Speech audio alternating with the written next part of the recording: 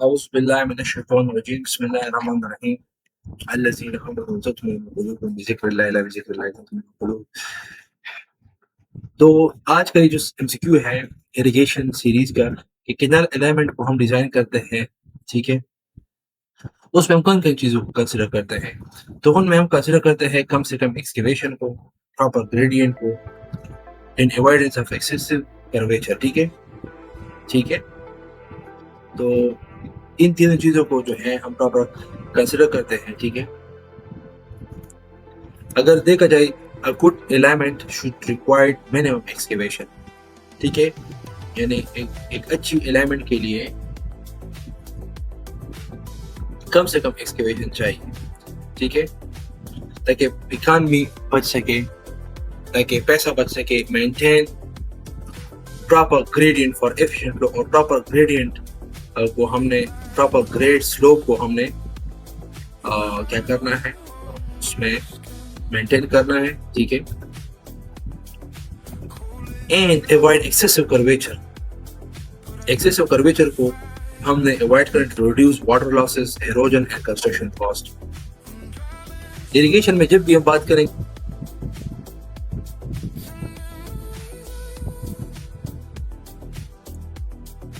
मैं बारहा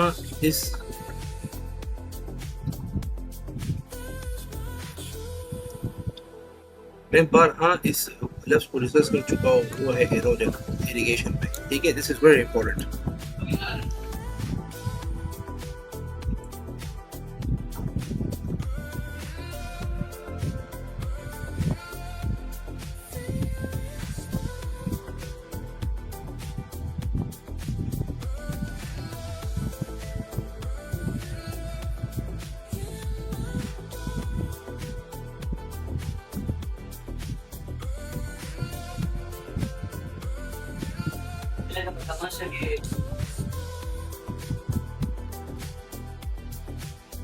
या मोड बहुत ज्यादा तेज या शार्प ना हो। कर्वेचर का मतलब है कि किनाल कितना बेंड हुई है लेफ्ट और राइट। तो किनाल में हम एक्सेसिव कर्वेचर अवॉइड करते हैं, ठीक है, क्योंकि इससे पानी की लॉस भी होती है, ठीक है, और कंस्ट्रक्शन कॉस्ट भी ज्यादा होता है और एरोजन होती है, ठीक है, और स्लोप और प्रॉपर ग्रेडियंट भी देते हैं, ठीक है। ग्रेडियंट प्रॉपर होना चाहिए और कम से कम एक्सकेवेशन होना चाहिए किनाल में, ठीक है। तो इसका मतलब कर्वेचर का मतलब है कि किनाल लेफ्ट और राइट कितना बेंड हुई है, मुड़ गई है, और स्लोप का मतलब है कि how much the canal goes down और कितना नीचे किनाल गया है स्लोप, ठीक है। तो एक अच्छा किनाल अलाइनमेंट जो है ना, इसकी अगर हम बात करें, शुड रिक्वायर मिनिमम एक्सकेवेशन। उसमें हम क्या करेंगे, मिनिमम कम से कम एक्सकेवेशन करेंगे, ठीक है, for the good purpose of saving economy, maintain proper gradient for efficient flow, proper slope रखेंगे नीचे, ठीक है, और avoid excessive curvature to reduce water losses, erosion and construction cost। तो ये किनाल अलाइनमेंट की डिजाइन के बारे में बात हो रही थी, ठीक है। ये बहुत ज्यादा जरूरी है, ठीक है। The correct option is option number B, ठीक है, that's the correct option। सही हो गया। अब इसमें एक चीज है कि एरोजन किसे कहते हैं। यहाँ पे एक लफ्ज यूज हुआ एरोजन, इसको मैंने बारहा एक्सप्लेन किया है। एरोजन का मतलब है किनाल में जब पानी तेज रफ्तारी से बहता है तो किनाल बेड को काट सकता है, किनाल बैंक्स को काट सकता है, मिट्टी को उठाकर आगे ले जा सकता है, इसको एरोजन कहते हैं, ठीक है। Erosion is the wearing away, cutting और removal of soil, sand, rock और earth by moving water, wind और आइस, ठीक है। In irrigation engineering, erosion usually means flowing water removes soil particles. खोड़ल शुरू की from the canal bed, canal bed ना खोड़ल शुरू की, banks ना खोड़ल शुरू की, side जगह किनारी वसरा, river bed ना, river banks ना। So the canal capacity उनसे calculate, how the canal capacity can be calculated. तो convey design discharge without water and causing erosion। तो इसमें किनाल कैपेसिटी के बारे में कह रहा है कि किनाल कैपेसिटी से क्या मुराद है, किनाल कितनी ज्यादा पानी सेफली ले जा सकती है, या किनाल कितना इतना पानी ले जाए कि पानी बाहर ना निकले, केनाल ना टूटे और इरोजन ना हो, ठीक है। यानी केनाल में की कैपेसिटी इतनी होनी चाहिए कि पानी बाहर ना आए। ये देखो ये केनाल का लेवल है, ये केनाल का लेवल है, this is full supply level.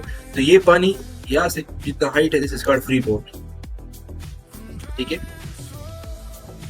तो केनाल का पानी बाहर नहीं आना चाहिए, इसकी कैपेसिटी इतनी होनी चाहिए। कन्वे डिजाइन डिस्चार्ज, केनाल ना टूटे विदाउट ओवर टॉपिंग, ठीक है, और एरोजन ना हो, तो ये केनाल की कैपेसिटी होनी चाहिए। ये फ्री बोर्ड है इसमें, ठीक है।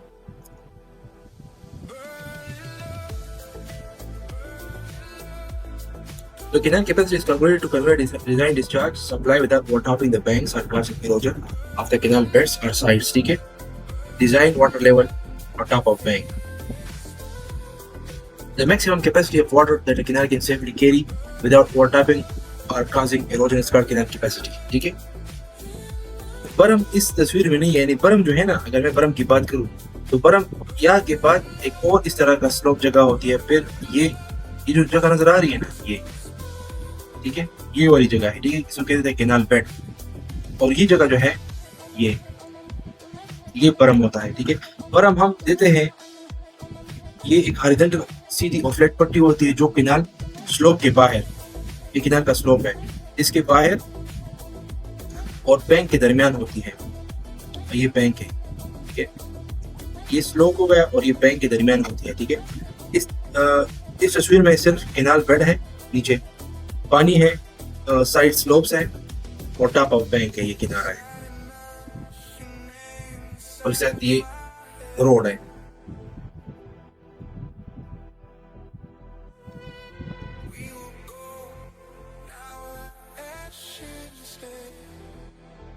असल में अक्सर अर्थन किनार्स में बरम मेंटेनेंस, रोड इंस्पेक्शन और स्लोप प्रोटेक्शन के लिए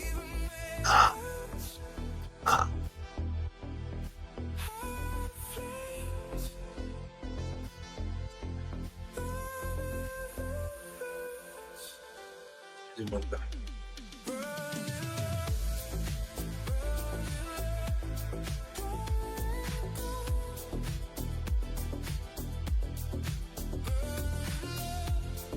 Canal falls are classified into canal falls से क्या मतलब है? Only vertical sloping in steps and based on water drops and broken only sloping, only stepped. So let's discuss this. Falls का जितना भी मकसद है वो ये है कि steps dissipate energy and prevent erosion, ठीक है।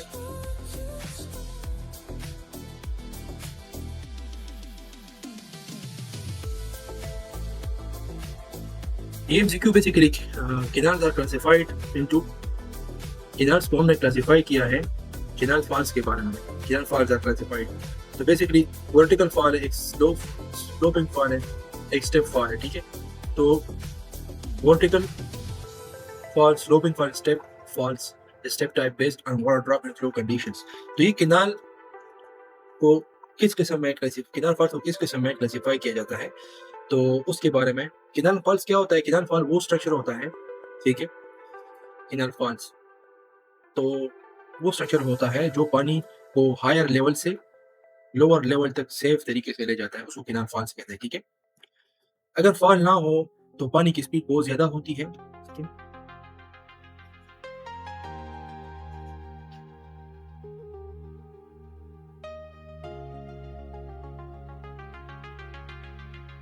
इरोजन होगा, केनाल बेड काट सकता है, ठीक है। और टाइप्स ऑफ फॉल जो है वर्टिकल फॉल है, ठीक है, स्लोपिंग फॉल है और स्टेप फॉल है, ठीक है। ये तीन किस्म के फॉल्स है। और क्या $1 million क्वेश्चन, केनाल फॉल्स जो स्ट्रक्चर होता है वो वेयर होता है या क्रेस्ट होता है या बैराज होता है, क्या होता है? और इन स्टेप्स का मकसद भी कि एनर्जी डिसिपेट कर ले ताकि इरोजन ना हो, ठीक है। तो canal fall is a complete hydraulic structure used to lower the canal water from higher level to a lower level safely. तो फॉल स्ट्रक्चर में कंटेंट, इसमें क्रेस्ट भी हो सकता है, इसमें ग्लेसियर स्लोप भी हो सकता है, इसमें सिस्टम भी हो सकता है, इसमें एनर्जी डिसिपेट, इसमें फ्लोर एंड साइड वॉल हो सकता है, ठीक है। The crest is only top edge or raised portion, ये जगह crest है, top edge और race portion over which water first passes, पानी सबसे पहले जिस ऊपर उभरे हुए स्ट्रक्चर पे फॉल होता है, जाता है, गिरता है, तो उसको क्रेस्ट कहते हैं। Crest is a part of canal fall. और क्या in many cases canal fall behaves like a small weir because water flow over a crest.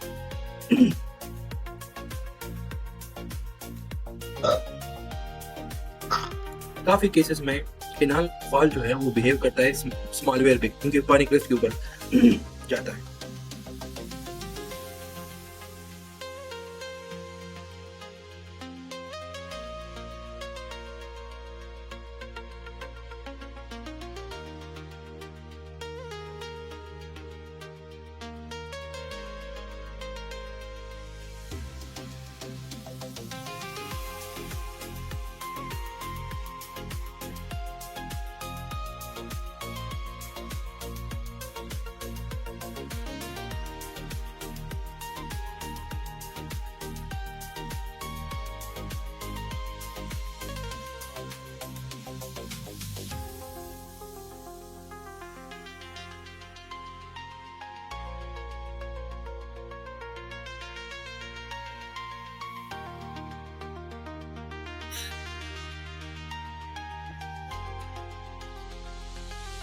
तो बहुत से केसेस में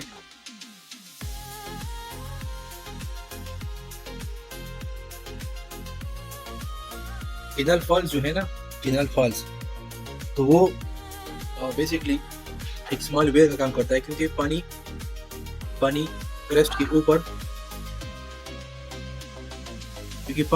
ऊपर फ्लो करता है। लेकिन technically weir is mainly for measuring और controlling water level at start. Canal fall का काम है कि वो रिड्यूसिंग कैनाल बेड लेवल, पानी की फ्लो को कम करे ताकि बेड लेवल को नुकसान ना पहुंचे। और डिसिपेटिंग एनर्जी, ये कैनाल फॉल का काम है। और वेयर मेनली पानी कंट्रोल करने और मेजर करने, ठीक है, और मेनली मेजरिंग और controlling water level and discharge.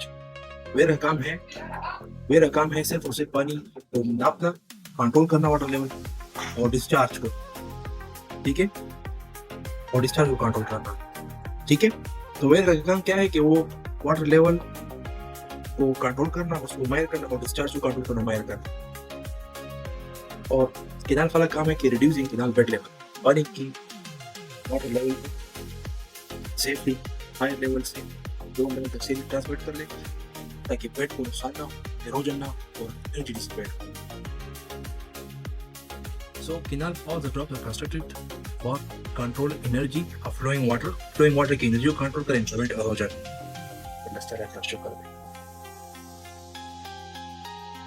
अब कैनाल आउटलेट्स और हेड रेगुलेटर्स किसके लिए होते हैं? ये भी control discharge from canal to field, लेकिन ये डिस्चार्ज को कंट्रोल करते हैं, ठीक है, लेकिन कैनाल से फील्ड तक जब पानी जाता है, ठीक है। कैनाल आउटलेट्स और हेड रेगुलेटर्स अलग होते हैं। रिवर आउटलेट्स, तो कैनाल आउटलेट्स और हेड रेगुलेटर्स जो है ये बेसिकली इस्तेमाल होता है, इसमें रिवर के अलग आउटलेट्स और हेड रेगुलेटर होते हैं। इसमें रिवर के अपने आउटलेट हेड रेगुलेटर होते हैं, वो रिवर से कैनाल तक फ्लो को, डिस्चार्ज को, यानी फ्लो को कंट्रोल करते हैं, from rivers to field, rivers to canal, river outlets या रिवर हेड रेगुलेटर्स। और कैनाल आउटलेट्स और कैनाल हेड रेगुलेटर्स जो है वो क्या करते हैं, वो कैनाल से फील्ड तक डिस्चार्ज यानी फ्लो को कंट्रोल करते हैं, रिवर की discharge.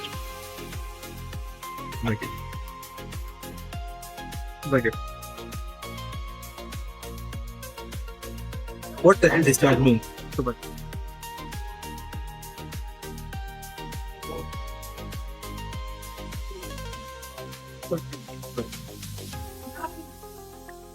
What the hell discharge mean? Discharge क्या मतलब है? तो कैनाल हेड रेगुलेटर्स और कैनाल आउटलेट्स जो है वो डिस्चार्ज को, पानी के फ्लो को कैनाल से फील्ड तक कंट्रोल करते हैं, कितना फ्लो देना है फील्ड तक,